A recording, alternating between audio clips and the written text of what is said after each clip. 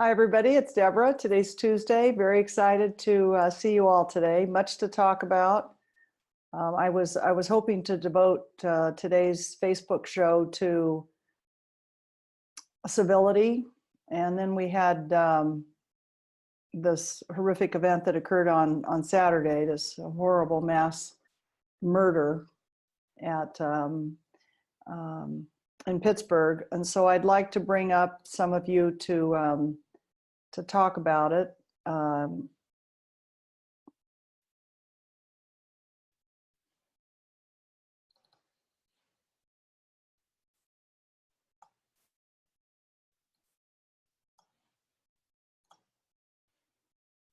So I know that I had a few participants write in and say they'd like to discuss this topic today.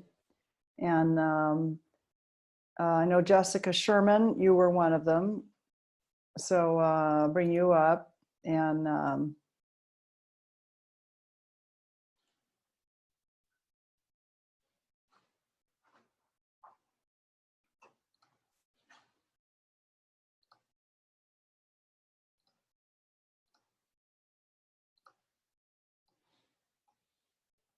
hi, Jessica. Give me a minute. I'll get a couple more people. Better yet, why don't you start sharing some of your thoughts about what's going on here and what we can do to change this state of affairs. Well, thank you. It's overwhelming. It's really It is. It is. I was just sending a note to a friend right before this saying, I don't know if I want to talk about it. It's a little fresh. I didn't know if I wanted to write about it. I had written this very bland blog last week about civility and really probably not expressed what I was really thinking, trying to mince around and not step on any toes or irritate anyone, always feeling strongly that my function is to be as neutral as possible because I'm here to teach spiritual values. I'm not a politician. I don't take sides, but this has gone too far for me, and I feel that I would be not true to my own values if I just didn't stand up and say what I think. True. So I do think that our leadership in the United States and in some of the other countries, especially in Europe, well, and South America too, has become so vitriolic and so violent and so horrible name calling and it's very scornful, you know, that it's giving permission to people who are not got all their oars in the water, just people that are disturbed, like this madman that killed all these people on Saturday. It's giving them permission. And I don't know if you had a chance to read my blog. I did. But yeah, but I quoted a journalist who recently was interviewing some teachers back in his hometown. And the teachers mentioned that kids are so different today that they say the most violent things to each other. A horrible name calling, things you wouldn't ever have dreamed of hearing before. And when the teachers call these kids out on it, they go, well, so what? The president does it. Yeah. So I really think it's time for us all to stop hiding behind bushes and trees and just stand up and be counted. It's not political. I don't think this is a red or blue matter. No. I think this is a human matter. It is, and it's the leaders. You know, we look to our leaders to lead, and it doesn't take a lot of encouragement, as we've seen, you know, for someone to lead illy, and for someone to lead, you know, with compassion and purpose in that light. And I think, you know, our leaders are so few, but they influence so many, and so it's a position that should be taken so seriously with the magnitude of what you can affect. It's very sad to see. When I think back again, I'd say I was not a very good citizen. I in years past, I didn't even always vote. I mean, I'm ashamed when I think back how casual I was and how I didn't really have I had no party affiliation. I thought highly of some of our Republican leaders, some of our Democratic leaders. I've never seen anything like this. Yeah. You know, it just renders you speechless. And you can tell the journalists, of course, they're under attack. In fact, I saw our president applaud a politician who punched a journalist. I'm like, what next? You know, and so then we wonder why we have mass shootings. We don't wonder why. We know why. We know why. The question is, what are we going to do about it? Yeah. In my blog, I urged people to seriously reconsider who they're voting for, because this isn't a time to vote party affiliation. This is a time to vote maybe against someone who you thought espoused your economic views, but to go for someone who will try to change the nature of the conversation. Mm-hmm. Yeah. Yeah. Yeah.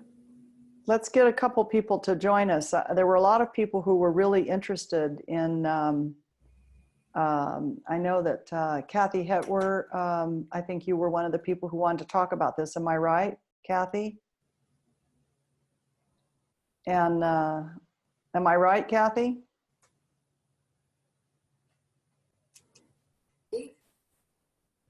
Yes. Did you want to contribute to this conversation? It is disconcerting, the amount of fear that's in the air right now and how we are all reacting to it, our politicians too. As a society, I don't think we have been taught how to process our fear. And it's really showing in the way that people interact with each other and the way that the government is working right now. And I think these conversations are very, very important to have, and to, on a personal level, you know, to deal with your own fear and to stay in alignment when talking with other people, with the idea of listening very deeply to understand the other person, rather than listening so that you can have an argument with them or tell them what to do. But if we learn that we are supposed to listen so that we deeply understand the other person, I believe some of this fear would ease, and that we would be a greater society for it. And I highly believe in meditation. And since we have not taught our children how to calm the mind, that we are so programmed into believing so much fear. I mean, look at the fear that's brought to us every single day with movies, with advertising, with you need this kind of hair, or this makeup, or this how it's consumerism and all this outward expression. To me, people just need to learn how to deal with their fear a little bit and learn to understand another person rather than argue so much. And it's our inability to understand another human being that seems, for me, at a root of a lot of these issues. I think that's a very interesting concept. Mm-hmm.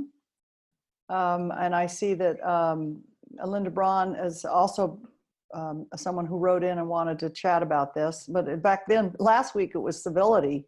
We're so beyond civility. I took my civility title off my blog and put on a pretty fiery title. I'm not quite where Kathy Hetwer is. Yeah.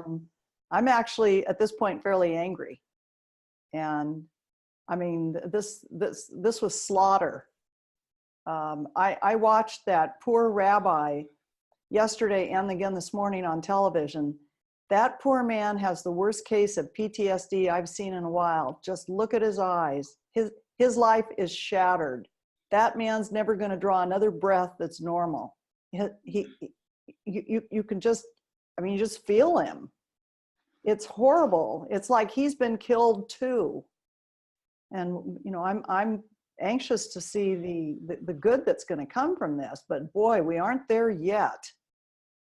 And I have been saying for months now, well, we're not taking enough action. I think at the last shooting, I said, what are we going to do? We're not taking enough action. Well, what are we going to do? The pipe bombings were bad, but they're minor compared to this. At least they were all easily, we hope, dealt with. We must buttonhole everyone we know and talk to them about the dangers of these leaders. This is extremely dangerous. Go ahead, Linda. Yeah, it is. And it's also been around. I mean, Sandy Hook is my backyard. Uh-huh. You know, so it hits home right where you are. And every time something like this would happen, I would think, okay, you know, what do I need to do? How can I help? What is going on in our world?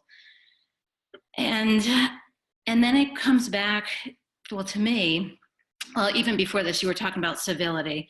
And that title did get me to kind of drop in a little bit about this. And I was thinking about it, and I was thinking, oh, before meditation, my mind was like a hornet's nest, right?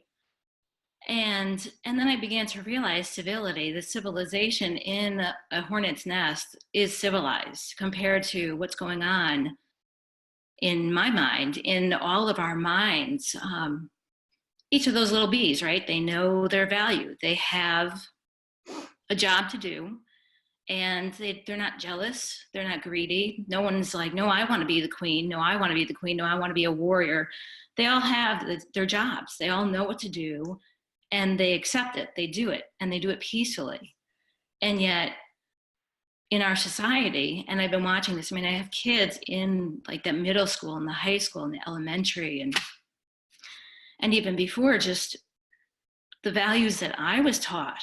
I was taught that it was valuable to be sick and to be part of the chaos, to be part of the fear, to be part of that dis-ease. And then I look around, and that's our society, and we just don't understand, you know, how that, you know, there's no beehive that's going to thrive with disease. There's no society that's going to thrive, and it just getting louder, and it's getting louder, and it's getting louder until I feel like, you know, that hate, it can close your heart, and it can put you into action without forgiveness, which is just revenge, or you can keep your heart open, because it feels like, to me, all of this is just hate winning.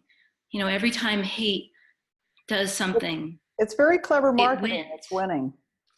It does, right? I mean, it has to prove something, and it wins, and then my heart closes. I'm so sad, and I have so much grief about all these people that have lost.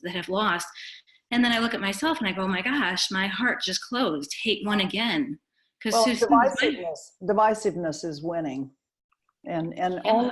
only we have the power to stop this. And we do have the power, but we have to take action. We have to stand up and be counted. And your uncle will get mad at you, or your neighbor. You're not going to care. You're not going to care. You have such important words to share and spread. We too, but truth, even truth, you know, that book Origin, when we read it, 2 years ago, there was a part that somebody was so easily manipulated because they had so much hurt. They were taking things personal, and they were easily manipulated. They hadn't come to forgiveness yet. And I know, holy cow, how do we get to forgiveness when there is so much destruction and divisiveness happening? But yet we become manipulated when we haven't found forgiveness. So truth, and I found this personally within me, that even when I speak truth, if it's not with forgiveness, it's just revenge, which is another form of hate. So I take this all and I ask myself, you know, where is this within me? Where is that tyrant inside of me? Because that's what I see. I see so much tyranny, and then I find it, and I find that hate inside of me that I wish I didn't have. And as a spiritual person, my God, we're not supposed to have hate in our hearts, right? And yet we do. And the more we reject that, the more we try and contain that, the more it's going to bust out and get bigger. And it just feels like it's getting so much louder and in our face. And now we do have leaders with hate, and that are promoting violence. And So my choice is to stand with love and to take action from an open heart. A place of love, absolutely. But if I can't, and I was even thinking about this call today, like I don't even know if I can come on here today with an open heart. You know, if my heart's not going to be open, then I'm just perpetuating that lack of love. And if I stand for love, then I have to understand what love is, to be that leader, to be that next person who is going to take a stand and who is going to lead. But I have to find it in me first, I guess is what I'm saying. All right. Well, very well spoken, Linda. Very thoughtful. Hey, before I go to Nancy, just a couple of things. I would like to take some questions today, as always. So just stick your hand in the air if you have a question. If you want to comment and join this conversation, by all means. I think we have room for one more. Just throw your hand in the air. But if you have a question for me also, you can put your hand in the air. And Michelle, I see your hand in the air, and so I'll bring you on. I don't know if you have a comment or a personal question. Either one, Michelle. Hi, how are you? You're muted. Can't hear you yet. There we go. Yeah, hi, Michelle. Nice to see you. What city are you in? I'm in Indianapolis, Indiana. Okay. Yeah. So just listening to Linda, and that was amazing. I think she really did speak from her heart. Her heart was open. So, but I was having similar thoughts of her as I was driving home Saturday from work. I worked until about noon, and President Trump was here at the FFA, the Future Farmers of America, giving a speech. These are middle school through college kids that are, you know, graduating to be farmers and to be, you know, kind of here in the heartland of America throughout the country. And, you know, it was the day of the mass shooting, and all I could feel was just this horrible anxiety and obviously fear, which was not where we should be coming from, right? So yeah, that was tough to know that he was here in my city that I'm driving around, and I took the bypass to avoid the traffic, and, you know, wondering what is he saying to these young children, these kids that are going to be, you know, the future, part of the future of the country. So, and it ended up, after reading the transcript of what was spoken, that it was basically a campaign rally. Oh, And you mention it. you know, he did at the very beginning, he did mention it. And there was at the beginning of those meetings, there's always an opening prayer from a minister and a rabbi. So they had a rabbi and a minister do an opening prayer, which, you know, that's good. So that was good. Huh. But the rest of it, he just said, he basically kind of said, you know, this is radicalism, and they deserve the death penalty. Right. Now, that's kind of all he said. Thank you so much for bringing that up, Michelle, because I am very opposed to the death penalty across the board. 110% of the time, I never make an exception, because death just breeds more death and breeds more violence. This is my own opinion. I see Michelle agrees with me, but I'm all upset about that too now, because it's all about the death penalty. It didn't bring, it's the hate, right? It didn't bring the compassion out. No. So yeah. So that's just the comment I wanted to make. Not a word about gun control. We went straight to, let's kill him. He killed, we will now kill. Yep. Not a word about ways of changing the circumstances. No. But so yeah, motivating the heck out of, I hope, millions of people. I do too. My state is primarily Republican, which, you know, is what it is. But the Democrats have been very, very, the Indiana Democrat Association have been very much out canvassing, and they text now. So they send texts out, like they've really been pushing for early voting. Mhm. And so I thought that was kind of interesting. It's very different this year, even from the presidential election year. Uh-huh. So they're very activated in my state, at least, which I find a pleasant surprise, but very unusual in our Yeah, area. I got the vote.org early voting um, email and Yeah. clicked on it and found out I was such a poor citizen. So I couldn't early vote. I have to go. You have to go register. Very bad. I have to go to the polls. I'm what they call what? A conditional voter or something. You Oh know? gosh. Yeah, no, my bad. Mhm.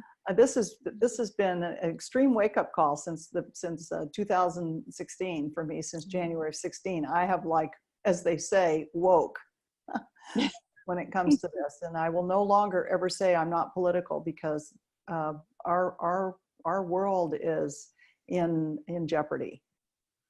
And then I heard the latest news about the Prime Minister of Germany Yes, is Angela stepping Merkel. down. It's very Yeah, and sad to that's hear. very sad. That poor woman is so worn out. Can you Yeah. imagine? It's her 4th term. Is Oh, that she correct? looks exhausted. She Yeah. just looks exhausted. See how I relate to all these people on a very energy medicine level. When I'm Mhm. watching them live or replay, I'm immediately assessing their status, their health, and really worrying about her, and Yeah. so worried about the poor rabbi. Oh my God, that poor man. Oh, yes. Yeah, no, that just was so upsetting. I could barely stand to watch more than a minute or two. Mhm. Yeah. Yeah. So yeah. So Well, yeah, great you're to right. see you, Michelle, and thank you for Thank your you. words. For we have a good sized audience. People are listening. People are watching you guys. They're, you are leading, and people are saying, where should we go? What should we do? What should we do? First vote. Yes, first vote. Right, Yeah. right. Thank you, Deborah. Yes, thank you for coming. Mhm. And anybody else who wants to have something to say, just put your hand in the air. Happy to have you. Well, Deborah, I had another comment, if I Yeah, may. go ahead, Jessica. I was going to, thank you. I was going to piggyback a little bit on what Kathy was saying about, or we had touched on divisiveness and really getting to know people again. And there's this big lack of connection and connectedness to others, and our inability to find common ground with someone who might have a different position than us is something that people can really work on a individual level. If people want to really understand, like, what can I do today to help mend this chasm that is between, me and the other person, who I feel like is, one of us is right and one of us is wrong. Like, we always have this absolute, you're right or you're wrong, where we can both have the same common values. We just have different positions. And I think part of learning how to connect with other people is to try to find, what do you have in common with each other? And then you can really start to learn about other people and understand where they're at. And if you can find more commonality between you and other people, you won't feel as disconnected from others. And I think then once we understand that we're all connected to each other in some fundamental way, it'll be less easy for us to be so uncivil with each other and to treat each other with a bit more respect. And I'm guilty of this too. I look in my hometown where I live, and I have better relationships with the people I know online than I do my own neighbors. And this is something that I know I can work better on. It's like, I think we're all guilty of that. yeah, but it's when I grew up, when I was a True. kid, I remember we knew our neighbors better than I know my neighbors today. Right. Well, that's true of all of us. Yeah. Mm. Yeah, no, that's just very sad, but very true. Yeah. Where are you right now, Jessica? What city? I'm in Monroe, Washington State. Uh-huh. We just passed we just passed something, actually, outlawing the death penalty. So I'm really excited. Wow. Wow. Good for your state. Yeah. Some people aren't so happy, but I'm severely opposed to it. I am too. And if I just had a little more time, I would, being an attorney, I would go volunteer to work for those on death row. Yeah. But I'd have to really I'd have to kind of go back to school because I'm not acquainted anymore with the laws of criminal law or criminal procedure. So you know, I'd have to hit the books pretty hard. But if I had some free time, I would definitely think about those poor souls on death row. It is so inhumane. I'm sure it's a violation of the Constitution to treat people like that. It's not humane. So let's talk about the caravan for a minute, because of course, this nut that shot up the synagogue was really mad about the caravan. But for some unknown reason, he blamed on the Jews. There's no logic there, but when you're crazy, you don't have to be logical. You just have to be inspired. You just have to be motivated. And this caravan, when did we cease becoming the country where you went when you were a refugee? I mean, did this just happen in the last year and I wasn't watching? Because that's what our Statue of Liberty stands for. And all of us, every single person on this call, if you ask them, they'll be able to tell you that a couple generations back, they know who came here, that is their grandfather or great-grandfather, or in some cases, even mother and father, depending on who you are. But unless you're an American Indian, you came from refugees. No one else was here. So it's just, and it goes back to, it was Kathy Hetwer, right, who was talking about fear, because that's all about fear. And I was thinking about a dear friend I had many, many, many years ago, like so many years ago, I can't count. He owned the gas station next to my law office building. And it was a small town. I lived in Tahoe, and I would pull in there for gas. This was back when the guy came and gassed up your car. He was clearly the owner of the station, and I probably pulled in once a week, you know, so we were on pretty good speaking terms. And I decided that I had a drinking problem, and I went to AA, and lo and behold, who's there but Bob, my gas station owner from next door. And we're like, hey. So I've never done anything the ordinary way. And so when it was time to pick a sponsor, I went to Bob and I said, I want you to be my sponsor. And he's like, oh, that isn't possible. We're different genders. It's always man, man, or woman, woman. And I said, screw that. I want you as my sponsor. So he asked around and everybody said, hey, you know, it's AA, you can do whatever you want. It is sort of freewheeling, you know, all that's required is that you come and they have a coffee pot. Those are the only two requirements. So Bob became my sponsor, and I spent a ton of time with him over a period of 5 or 10 years, got to know him very, very well. Reflecting back, I realize now that we were on opposite sides of every political question, because he was very anti-immigrant, very fearful of immigrants. I have no clue as to why. He was the son of German immigrants, but he was really afraid of immigrants and of homosexuals. He just thought both were gonna end the world, you know. And then he had a guy come to work for him who worked there for about a year. They became good friends, and this much younger fellow invited him to his home in Mexico. So here's the first violation. The guy's from the other side of the border. So he goes, he has a wonderful trip. He comes back and he tells me, I never realized it, but when I was down there, I realized he's not only Mexican, but he's a homosexual, Deborah. And this was years ago when they used that term, you know, more officially. And I watched these two prejudices that Bob had disappear because he was no longer the unknown. He wasn't feared. There was nothing to fear. This was someone he knew and loved, who was good to him, who was, you know, a valuable friend, a wonderful employee. And that's all it takes, you know, of course, is getting to know someone, for all of us, for every single one of us. So I'm hopeful that all of my dear friends that vote Republican, I'm hoping, and my family, I'm hoping all of them will realize that today is the day to leave the party and do something to help stop this violence and this just horrible trend of hatred and divisiveness. That this is not a time to talk party. my own family has made a lot of remarks to me about this crazy guy in the White House. So perhaps we're all on the same page. No one knows. No one really knows because most people are afraid to discuss it. All right, Nancy, your turn.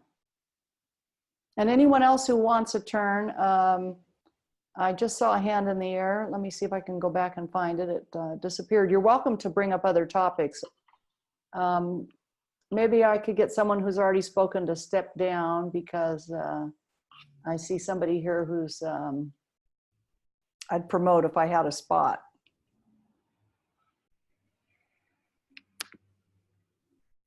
Okay, go ahead, Nancy. You're muted, Nancy. Can't hear you.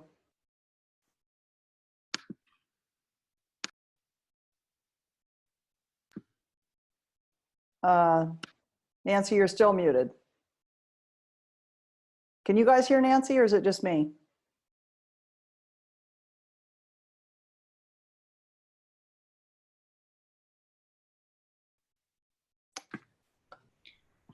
Okay, I think that did it. There you go. Okay, I don't know what the difference was there. Yeah, but go ahead, Nancy. yeah, several points that other people hit on. I just want to kind of touch on myself. Yeah, vote, vote, vote, and don't just vote for the Republican or the Democrat. Spend a little time to research the person's voting record. Did they vote for sensible gun legislation? I mean, I think one of the most obvious things to me is that we really need to ban assault weapons for anybody except maybe law enforcement, maybe the military, but certainly not the average citizen. And we need better background checks. We don't want somebody who's got, you know, a history of mental illness or some kind of, which our present shooter did not. So no, but he had a lot of guns, Deborah. Didn't he have like 27 They were all guns? legal. They were all legal. So we need to just like do what Australia's done and frankly ban guns. But that many guns, I think, should raise a red flag. I mean, if you have 1 or 2 guns, I think that's probably okay. I don't love guns, but yeah, there needs to be much better control. And the answer is not put a gun official outside the synagogue to keep the bad guy out. I mean, No, that was the solution proposed. that's crazy. I mean, Yeah, 4 that was policemen got shot trying to take him down. That's not going to solve. No, last time around it was at a school, and as usual, our president counseled school employees to start carrying guns. Right, the teachers have to carry guns. I mean, I've been a teacher. Anything to sell guns, Nancy. I know, Remember, but that's the NRA is the biggest so supporter. wrong. So we've got the vote. I mean, women have the vote now, thank God, finally. Let's use it. So, you know, check out the people that you're voting for and make sure that you know what they stand for. I mean, that's to me pretty sensible. And talking about being a teacher, the point you made in your blog, Deborah, about I think it was Chris Matthews that interviewed the teachers in Pennsylvania. I used to be a school teacher way back a long time ago. If a kid told me, oh, the president does it, I don't really care. This is my classroom. This is a kindness zone. Call me square, call me old-fashioned. Yeah, but this is outside the classroom, Nancy. These are the kids talking to one another, you know, out that the teachers are overhearing. Okay, but I would try to enforce my values aura of kindness, civility. I mean, it's nice to be nice. I mean, I hate to sound corny, but just we want to, and the more that you model it, and so I think that's a lot of it, is just model it. Don't, you know, have them hear you call somebody else a name. I mean, you know, hold the light yourself and communicate about it. If you hear somebody, you know, disparaging somebody or disparaging somebody of another race or ethnicity or whatever, just call them out gently. You know, don't accuse them and put the blame on them, because that's going to make them defensive. But we have to start speaking up about this. I mean, it's just, I mean, the fact that we've been nice and quiet and, oh, just send them love. Well, that doesn't seem to be working. So I'm so upset about the shooting in the synagogue. I mean, to go after people who are worshiping, I mean, the massacre at the Black church a while back, that's just, it's, to me, that's like such a travesty, Deborah. I mean, I wasn't sure I could come on this call without crying, and I'm I'm close now. It's just, it's so upsetting, but getting upset isn't really helping.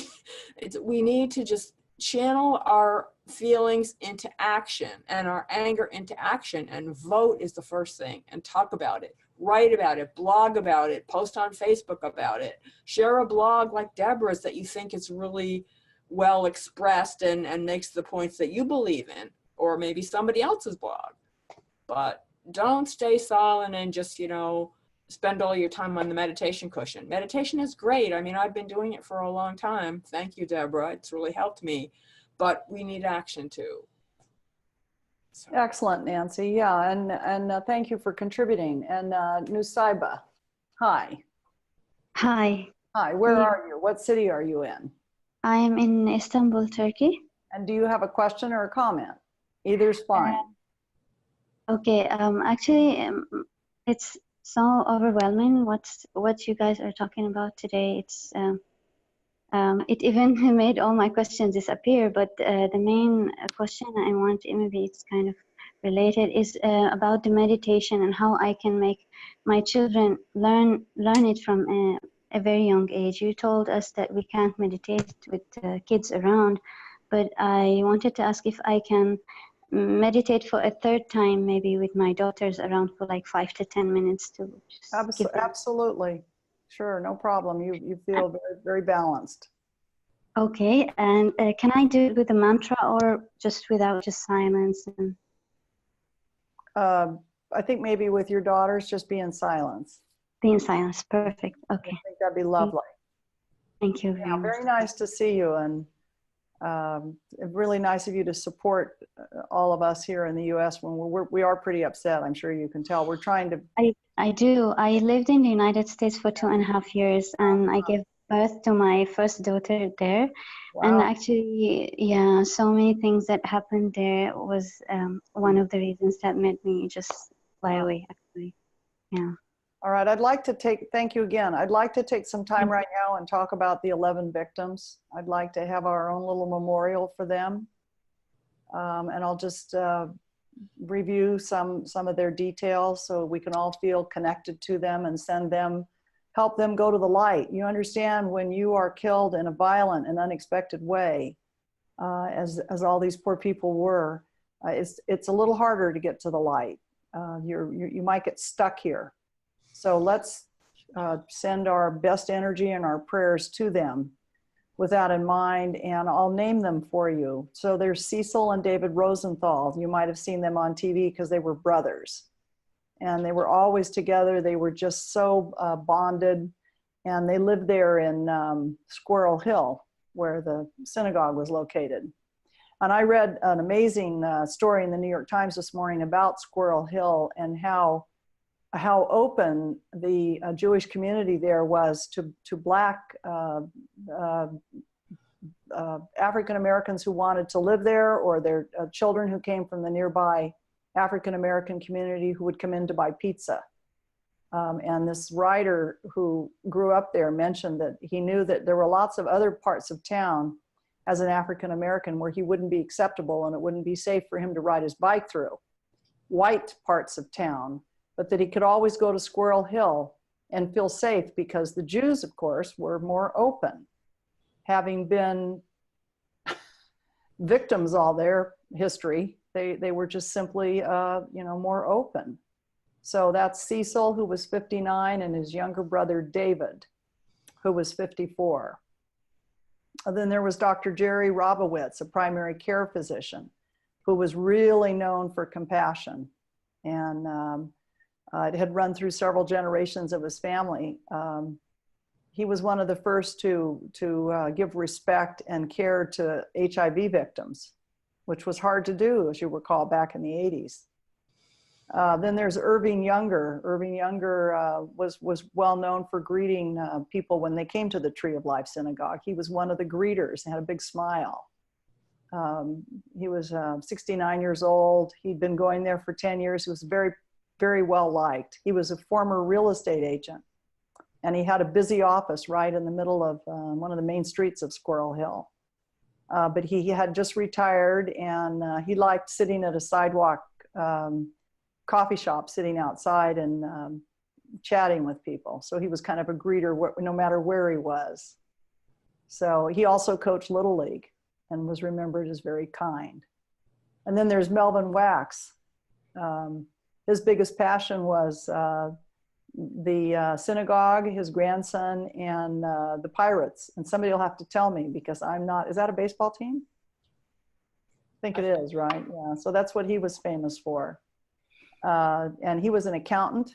He was 88 years old. He was a very young 88 though, because he was always the first to come and the last to leave the services. And you know, these people were so bonded to one another. So such a beautiful, they were such a beautiful group of people. Then there's Rose. You might have seen Rose Malinger. She was 97 years old, so she's been on the news quite a bit. And she came with her daughter. Her daughter was injured, but Rose was murdered. And vibrant 97-year-old, you know, mowed down at the peak of her existence. So very sharp-witted, very intelligent. She hadn't lost a thing in all those years. And she really wanted to make it to 100. She had 3 children, 5 grandchildren, and 1 great-grandchild. And she still cooked the family meal at the holidays, which was very impressive.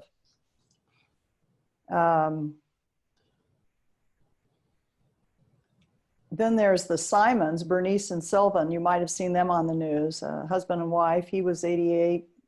She was, she's older. She was 88 and he was 84. Really vibrant looking couple. They died together in the same church they wed in 60 years before. And just so sad, isn't it? Very sad. Then there's Jerry Rabowitz. Younger looking guy, a primary care physician. And another one who was big on helping people who had HIV. He was known to hold his patients' hands without gloves long before anybody else would do that. So shades of Louise Hay. If you recall, she was willing to do that, you know, because back in those days, when HIV was new, you know, it was, you know, full, you know, hazmat kind of an outfit. They were like lepers. Yeah, exactly. He was, they say he was famous for keeping HIV patients alive the longest before there were, you know, the kind of important drugs we have now. So he was a family doctor. He was very well liked. Then there was Joyce Feinberg. My goodness, she looks like she's in her 50s, but she's really 75. She was a teacher at the University of Pittsburgh. You probably have seen her on the news. She was a research specialist. And she recently retired. She was very elegant, very engaging. She was just very beloved by not just her husband, but by all her PhD students. The students would come to her home and hang out there. She was very well liked. Then there's Richard Gottfried, also another physician. And his Catholic wife and he would come to the synagogue together, and they opened a dental practice together and helped prepare other interfaith couples to get married. Young looking guy. Really, really a tragedy. And then there's Daniel Stein, who you know, his death just devastated this family. He was 70 years old, recently retired. I saw him on the news this morning. All right, that's our tribute to these people. I'm really glad you could all join me today. And I guess we'll all think hard about, if you haven't early voted, is the early voting still available, or is that window closed? It's open according to Michelle. I'd be racing down to early vote if I could. As I said, I screwed up, so I can't. But I have 3 little signs in my office about where I am going to vote. So important, so important. Maybe you guys can go early vote and then walk around your neighborhood and see if someone else needs help. to get out to vote. We must become the change we want to see. We must. All right. Thank you all for being here today. Wonderful contribution from our panelists. Let's give them a big hand. All right. Everybody take care. Thank you. Bye-bye. Thank you, Deborah.